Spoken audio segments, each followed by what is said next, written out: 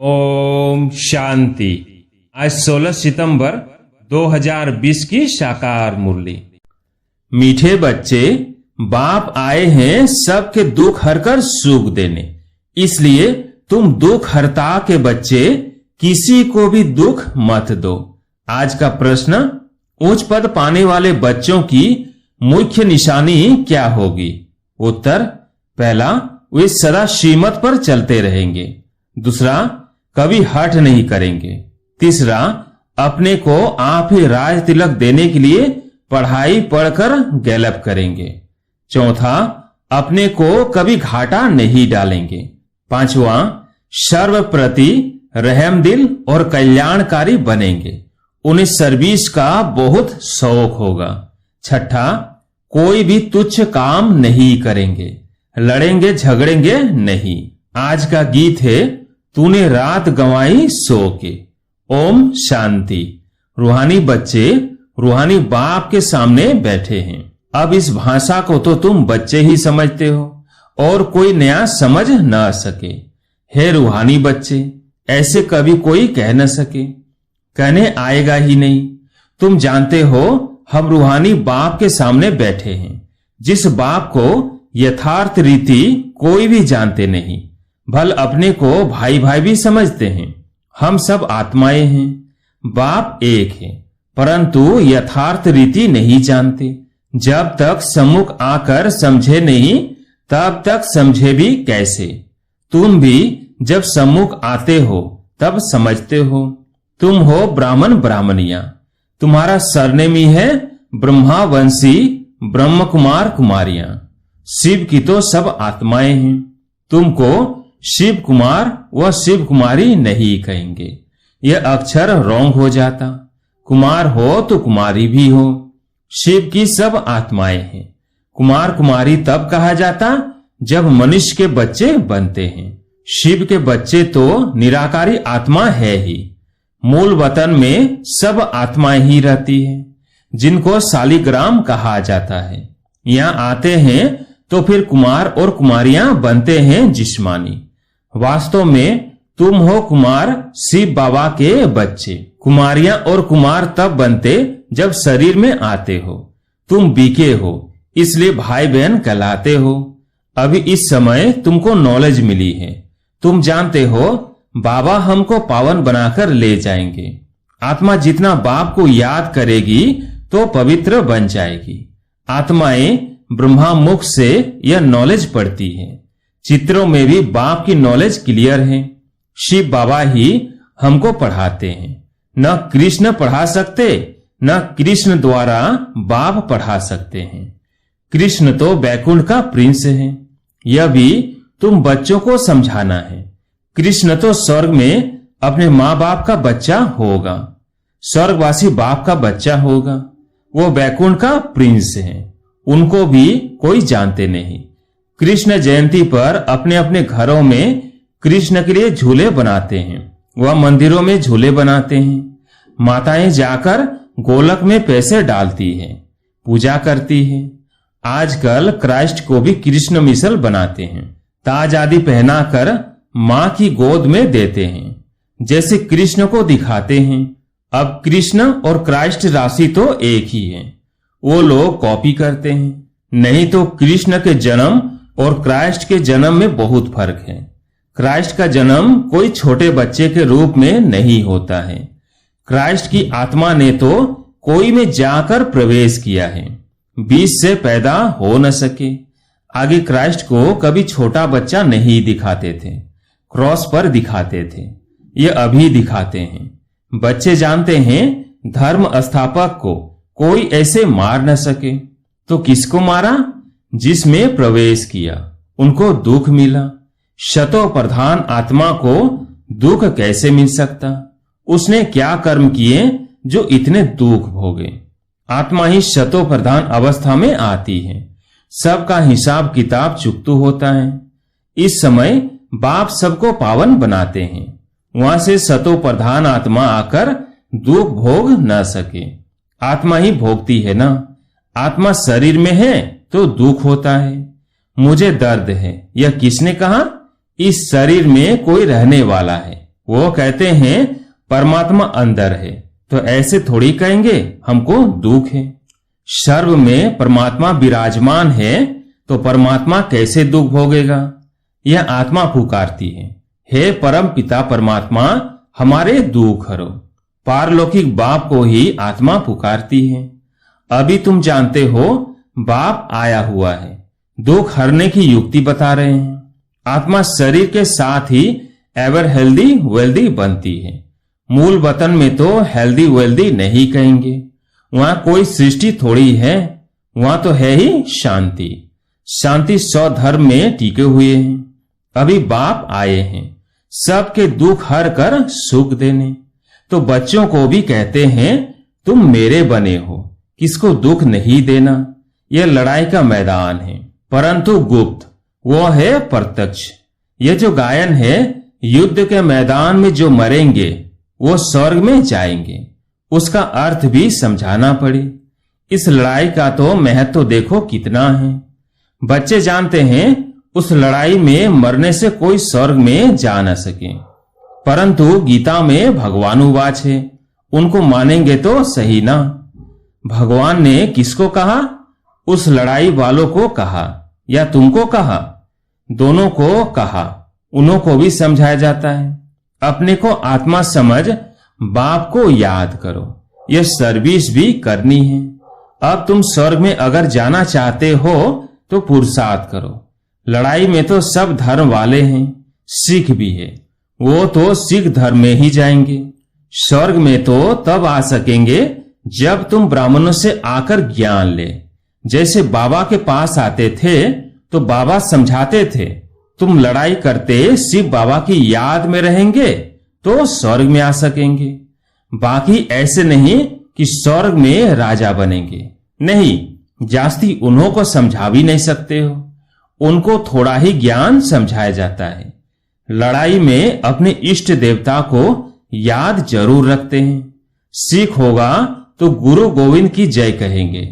ऐसा कोई नहीं जो अपने को आत्मा समझ परमात्मा को याद करे।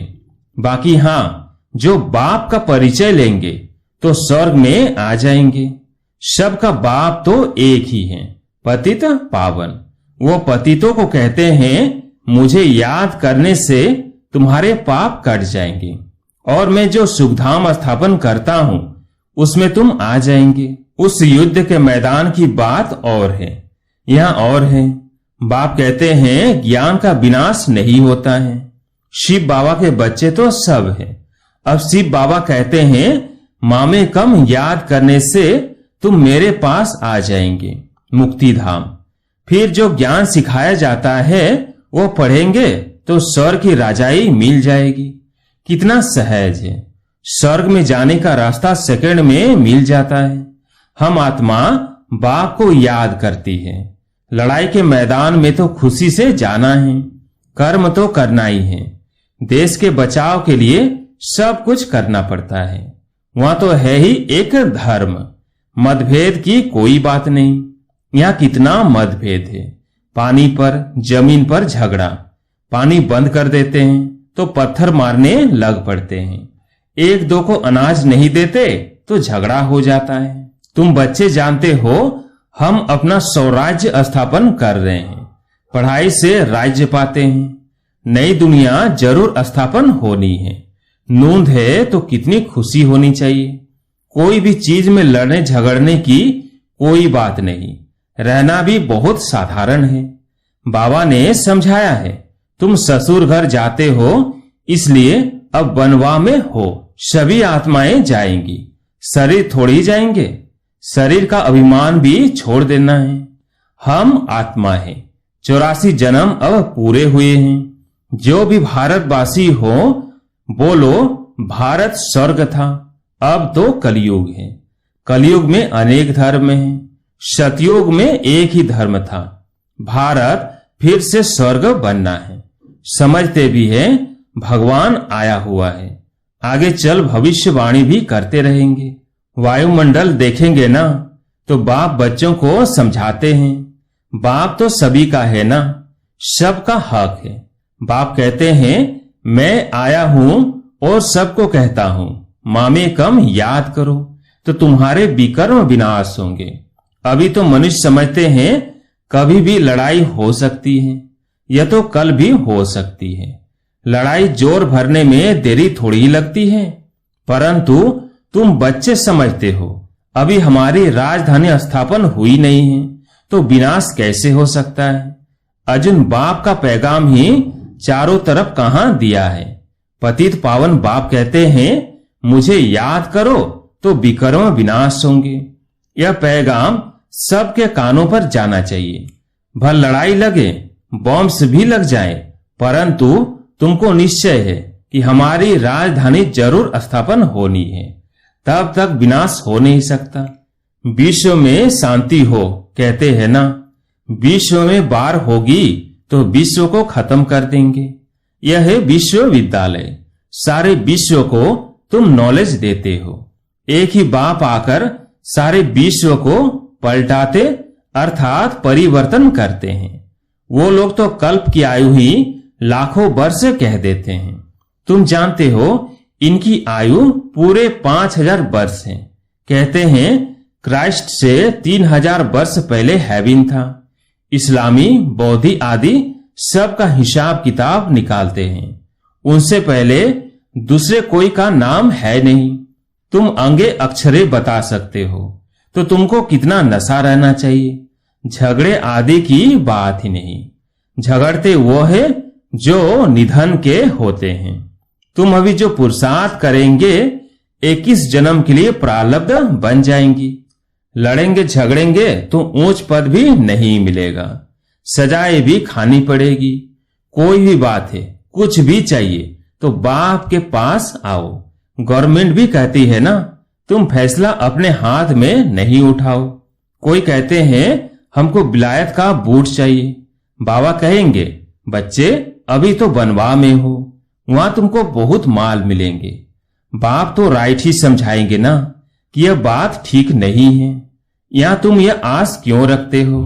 यहां तो बहुत सिंपल रहना चाहिए, नहीं तो देह अभिमान आ जाता है, इसमें अपनी नहीं चलानी होती है। बाबा जो कहे बीमारी आदि है, डॉक्टर आदि को भी बुलाते हैं। दवाई आदि से संभाल तो सबकी होती है, फिर भी हर बात में बाप बैठा है। श्रीमत तो श्रीमत है ना, निश्चय में विजय है। वो तो सब कुछ समझते हैं ना, बाप की राय पर चलने में ही कल्याण है। कोई को वर्थ पाउंड बना नहीं सकते हैं तो वर्थ नॉट ए पेनी ठहरे ना। पाउंड बनने लायक नहीं, यहां वैल्यू नहीं तो वहां भी वैल्यू नहीं रहेगी। सर्विसुल बच्चों को सर्विस का कितना शौक रहता है, चक्र लगाते रहते हैं। सर्विस नहीं करते तो उनको रहम दिल, कल्याणकारी कुछ भी नहीं कहेंगे। बाबा को याद नहीं करते तो तुच्छ काम करते रहेंगे, पद भी तुच्छ पाएंगे। ऐसे नहीं, हमारा तो शिव बाबा से योग है, यह तो है ही बीके। शिव बाबा ब्रह्मा द्वारा ही ज्ञान दे सकते हैं। सिर्फ शिव बाबा को याद करेंगे तो मुरली कैसे सुनेंगे, फिर नतीजा क्या होगा। पढ़ेंगे नहीं तो पद क्या पाएंगे। यह भी जानते हैं सबकी तकदीर ऊंच नहीं बनती है, वहां भी तो नंबरवार पद होंगे।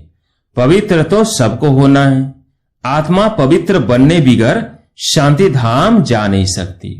बाप समझाते हैं तुम सबको यह ज्ञान सुनाते चलो।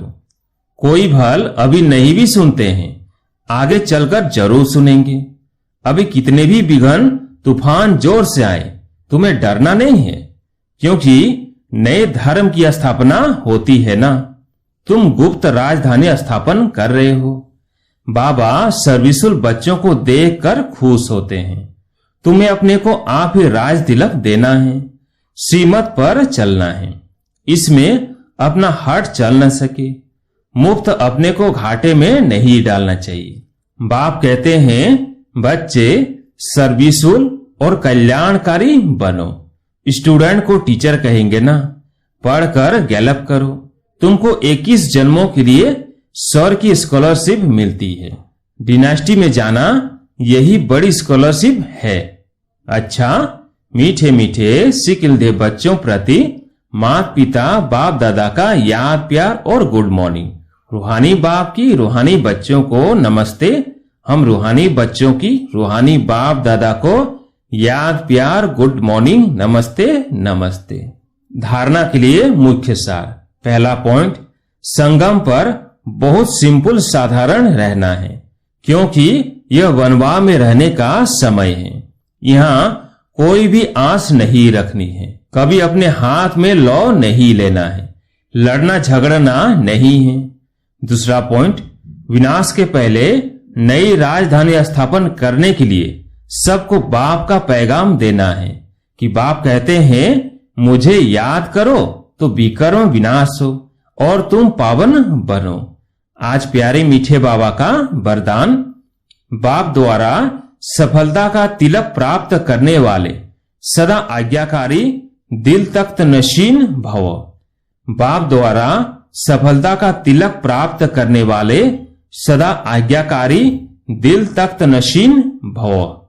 भाग्य विधाता बाप रोज अमृत वेले अपने आज्ञाकारी बच्चों को सफलता का तिलक लगाते हैं।